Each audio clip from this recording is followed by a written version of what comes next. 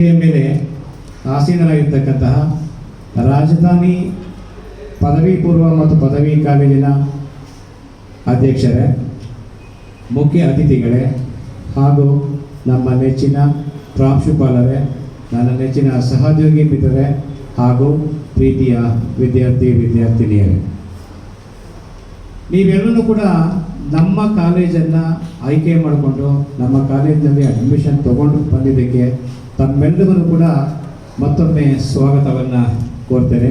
ತುಂಬ ಖುಷಿಯಾದಂತಹ ಒಂದು ವಿಚಾರನೂ ಕೂಡ. ಯಾಕೆ ಅಂತಂದರೆ ನಮ್ಮ ಸುತ್ತಮುತ್ತಲ ಅನೇಕ ಕಾಲೇಜುಗಳಿದ್ದಾವೆ.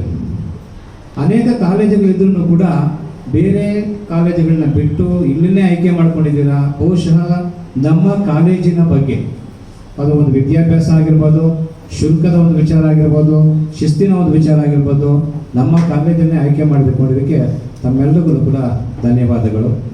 ಈ ಒಂದು ಸಂದರ್ಭದಲ್ಲಿ ಒಂದಷ್ಟು ವಿಚಾರಗಳನ್ನು ತಮಗೆ ಹೇಳಲಿಕ್ಕೆ ಪ್ರಯತ್ನವನ್ನು ಪಡ್ತೇನೆ. ವಿದ್ಯಾರ್ಥಿಗಳೇ, ಪ್ರತಿಯೊಬ್ಬರನ್ನು ಕೂಡ ಒಬ್ಬ ವಿದ್ಯಾರ್ಥಿ ಜೀವನದಲ್ಲಿ ಅನೇಕ ಗುಣಲಕ್ಷಣಗಳನ್ನು ಅಳವಡಿಸ್ಕೊಂಡಿರಬೇಕು. ಏಕೆಂದರೆ ವಿದ್ಯಾರ್ಥಿಗಳು ಯಾರು ಬೇಕಾದರೂ ಆಗ್ಬೋದು, ಆದರೆ ನಿಜವಾದಂತಹ ವಿದ್ಯಾರ್ಥಿಗಳು ಕೆಲವರು ಮಾತ್ರ.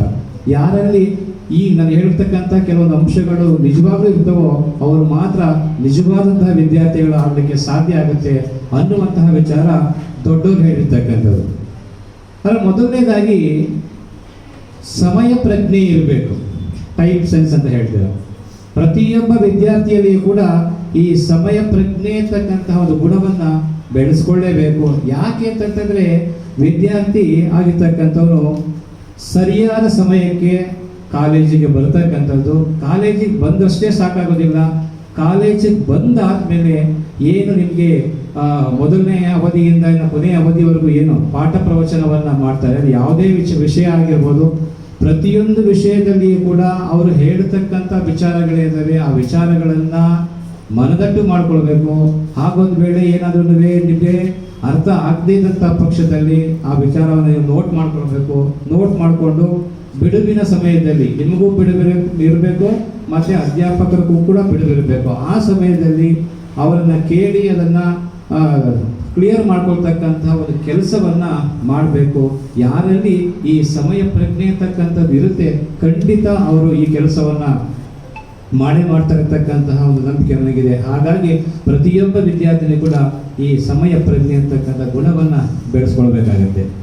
ಹಾಗೆಯೇ ತಾಳಿದವನು ಬಾಡಿಯಾನು ಎನ್ನುವಂತಹ ಪ್ರಸಿದ್ಧ ಗಾದೆ ಮಾತಿದು. ವೇದ ಸುಳ್ಳಾದರೂ ಗಾದೆ ಸುಳ್ಳಾಗುವುದಿಲ್ಲ ಇರ್ತಕ್ಕಂಥ ಮಾತೇನಿದೆ ಅದು 100ಕ್ಕೆ 100ರಷ್ಟು ಅಕ್ಷರಶಃ ಸತ್ಯವಾಗಿರ್ತಕ್ಕಂತಹ ಮಾತು.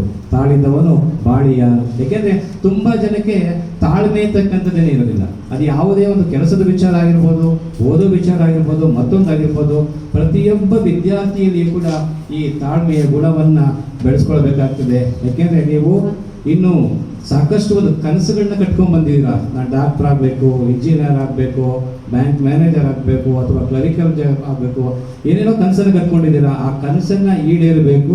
ನೀವೊಬ್ಬ ಒಳ್ಳೆಯ ವ್ಯಕ್ತಿತ್ವವನ್ನು ಹೊಂದಿರತಕ್ಕಂಥವ್ರಾಗಬೇಕು ಅಂದರೆ ಆ ತಾಳ್ಮೆಯ ಗುಣವನ್ನು ಪ್ರತಿಯೊಬ್ಬರನ್ನು ಕೂಡ ಬೆಳೆಸ್ಕೊಳ್ಬೇಕಾಗತ್ತೆ. ಮತ್ತು ಹೊಂದಾಣಿಕೆ ಗುಣ ಇರಬೇಕು.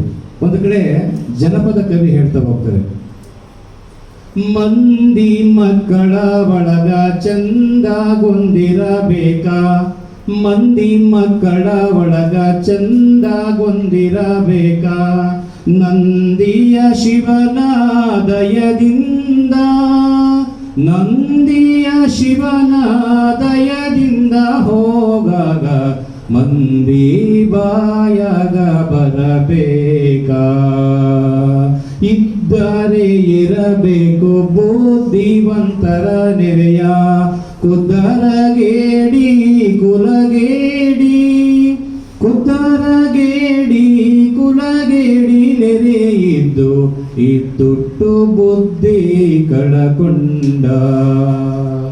ಎಷ್ಟು ಅದ್ಭುತವಾಗಿರ್ತಕ್ಕಂಥ ಸಾಲಗಳು ಬರ್ತಾ ಇದು.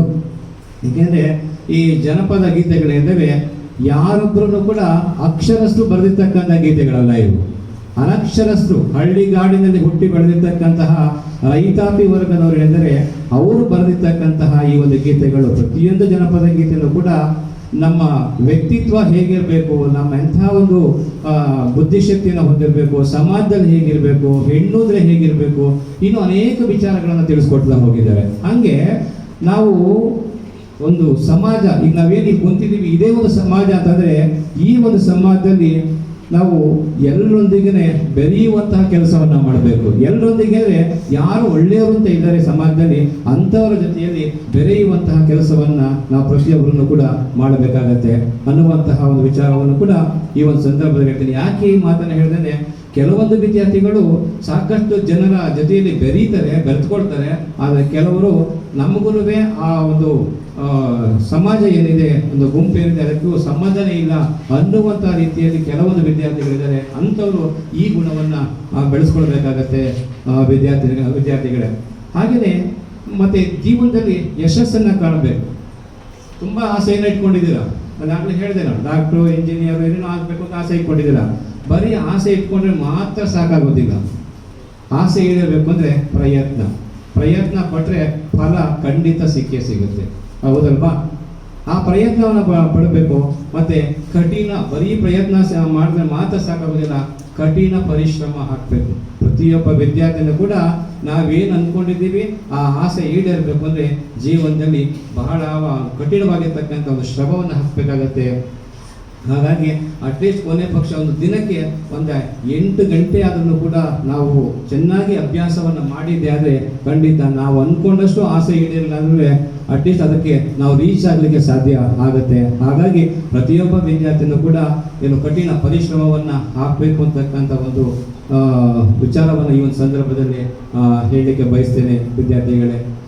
ಇಷ್ಟೆರಡು ಮಾತುಗಳನ್ನು ಈ ಒಂದು ವೇದಿಕೆಯಲ್ಲಿ ಮಾತನಾಡಲಿಕ್ಕೆ ಅವಕಾಶ ಮಾಡಿಕೊಟ್ಟಂತಹ ನಮ್ಮ ಕಾಲೇಜಿನ ಪ್ರಾಂಶುಪಾಲರಿಗೂ ತಮ್ಮೆಲ್ಲರಿಗೂ ಕೂಡ ವಂದಿಸಿ ನನ್ನ ಈ 2 ಮಾತುಗಳನ್ನು ಮುಗಿಸ್ತಾ ಇದ್ದೇನೆ. ಜೈ ಹಿಂದ್, ಜೈ ಕರ್ನಾಟಕ ಮಾತೆ.